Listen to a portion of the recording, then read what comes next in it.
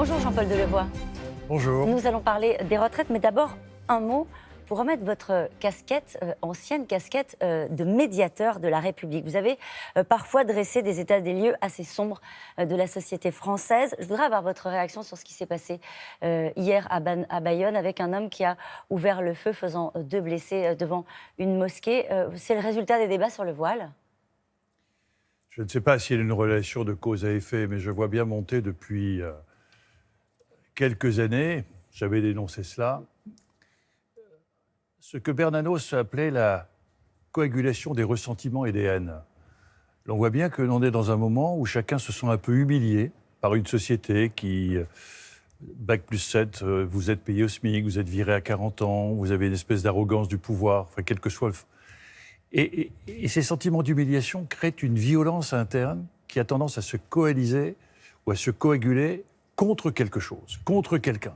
Là, c'est contre les musulmans, mais ça pourrait être contre autre chose, c'est ça que vous voulez dire ? Je suis sûr, oui, absolument. Vous avez, ça peut être contre les patrons, contre le pouvoir.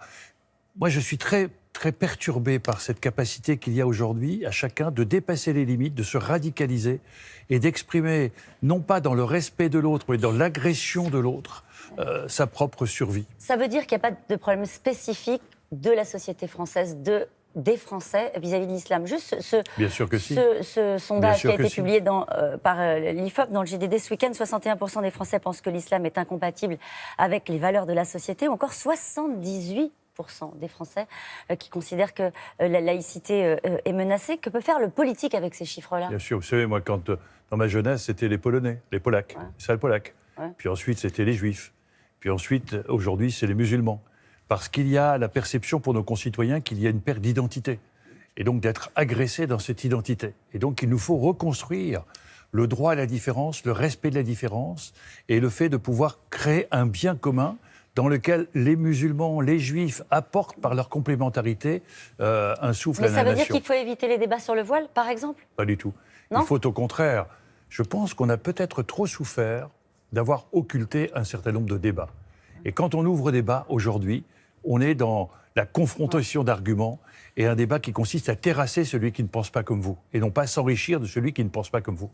Alors on en vient aux retraites. Le président de la République a expliqué hier dans une interview qu'il a accordée à nos confrères d'RTL que pour les régimes spéciaux, en particulier, il n'est pas question de braquer, qu'il faut trouver une solution intelligente, c'est les mots qu'il a utilisés, prendre le temps de la transition. Alors, est-ce que vous considérez, vous, Jean-Paul Delevoye, qui est en charge du dossier, que réserver la réforme aux entrants est une solution intelligente ? Ça fait partie d'une option, elle est dans mon rapport. Ce qui est important, c'est de faire comprendre aux Françaises et aux Français pourquoi nous faisons la réforme. Notre système actuel est injuste, illisible, complexe. Et ce que nous proposons est quelque chose qui est très attendu. Les mêmes règles pour tous, un métier identique, retraite identique, même carrière, même revenu, même cotisation, même retraite. Et aussi plus redistributif. Ce que nous proposons, c'est prendre à celles et ceux qui sont un peu avantagés par le système, auprès des 40% des retraites les plus faibles, une augmentation. Pour les femmes, les simulations que nous avons faites pour les femmes de génération 80-90, 10% d'augmentation en plus.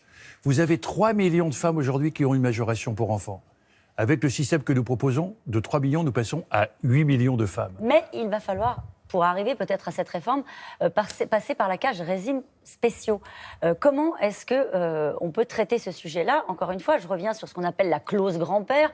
C'est l'idée de dire, le président de la République l'explique et dit, les personnes qui sont à la SNCF, à la RATP ont un contrat avec la nation. On ne peut pas changer les règles du jeu en cours de route. Est-ce que, pour éviter d'ailleurs ce qui pourrait se passer le 5 décembre, la clause grand-père, comme on l'appelle, est l'option que vous privilégiez maintenant que vous avez une bonne connaissance du climat ? Elle est sur la table, mais ce n'est pas celle que je privilégie. Pourquoi ? À titre personnel.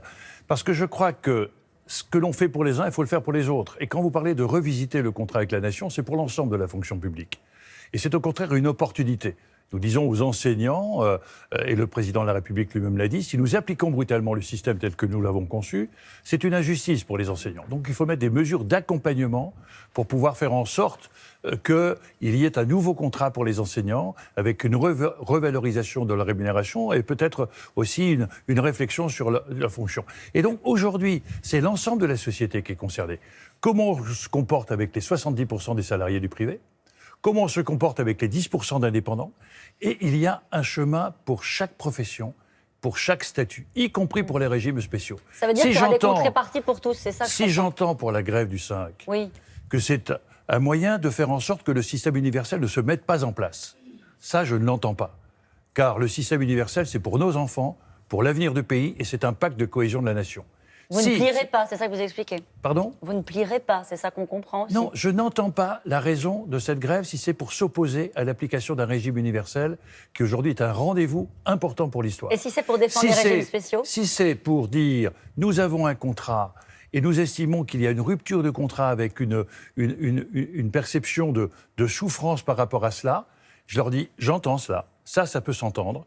Mais venez donc discuter pour regarder à quelles conditions, comment, avec quel temps nous pouvons passer du système qui est le vôtre aujourd'hui à un système universel. Vous les avez rencontrés d'ailleurs, Bien tous sûr. ceux qui sont soumis au régime spéciaux depuis des semaines. Qu'est-ce que vous ressentez ? Est-ce que vous êtes en situation de dire ce matin, on est en capacité d'éviter le grand affrontement dont tout le monde parle sur la mer des réformes ?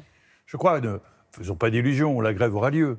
C'est un point, c'est un symbole, etc. Le vrai problème, c'est pas la grève, c'est comment on sort de la grève et comment on peut garder une capacité de dialogue, de confiance pour faire en sorte que chacun puisse, dans ce contrat pour la nation, s'y retrouver. Quelle génération ? Qui est concerné ? À quelles conditions ? Tout cela est sur la table et actuellement, j'ai 350 réunions programmées. Et nous voyons à chaque ministre, nous voyons profession par profession. Hier, j'étais avec les artistes, avant-hier avec les enseignants, avant-hier avec les hospitaliers. Ça veut dire que dans ces réunions-là, vous négociez des contreparties ? Nous discutons sur le partage du constat du système actuel, ce vers quoi nous voulons aller, et quelles sont les pistes que nous pouvons étudier pour faire en sorte que la transition puisse être accompagnée d'une acceptation sociale de cette transition, d'une capacité, parce que vous savez, le problème est un équilibre. Ouais. Moi, quand je fais des rencontres citoyens, les gens me disent, sur la plateforme, supprimez les régimes parlementaires, supprimez les régimes spéciaux. Je refuse de stigmatiser telle ou telle catégorie de Français.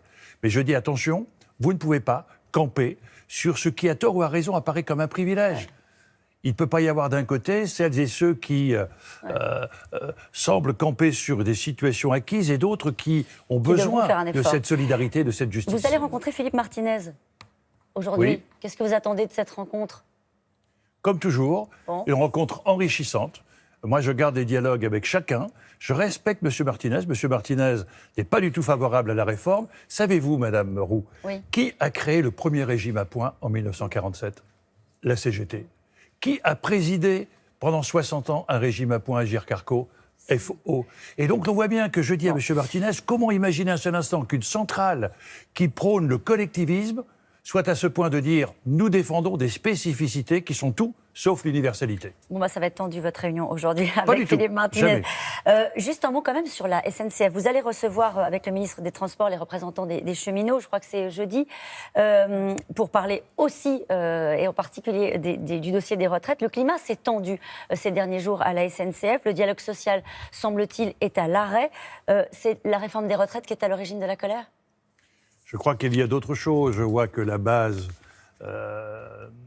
dépasse quelquefois les syndicats et l'on voit bien que dans tout changement, c'est dialogue, confiance, dialogue, confiance. Il n'y a pas eu assez de dialogue dans la manière dont a été conduite la réforme de la SNCF ? Je ne le sais pas. Je ne le sais pas. Vous savez, il ne faut pas juger tant qu'on n'est pas dans les affaires. Ce que je sais, c'est que nous sommes confrontés demain à des bouleversements rapides, puissants, massifs. Notre monde de demain n'aura plus rien à voir avec celui d'aujourd'hui. Et les inquiétudes, les peurs sont au cœur de notre société. Pour vaincre cela, il faut du crédit, de la confiance, du respect, du dialogue. Et en entrant sur ce plateau, vous m'avez dit, il faut dire un mot pour la journée de l'AVC. Vous avez été victime d'AVC ? Oui, j'ai fait un ITT en 2005 et maintenant j'en parle volontiers parce que dès qu'un de vos proches donne des signes d'élocution difficile, de gestes difficiles, tout de suite, il faut se précipiter et grâce à l'intelligence de nos médecins, dans les 3 heures, il faut que dans les 3 heures, ils soient pris en charge. Merci beaucoup, Jean-Paul Delevoye. C'est à vous, Damien.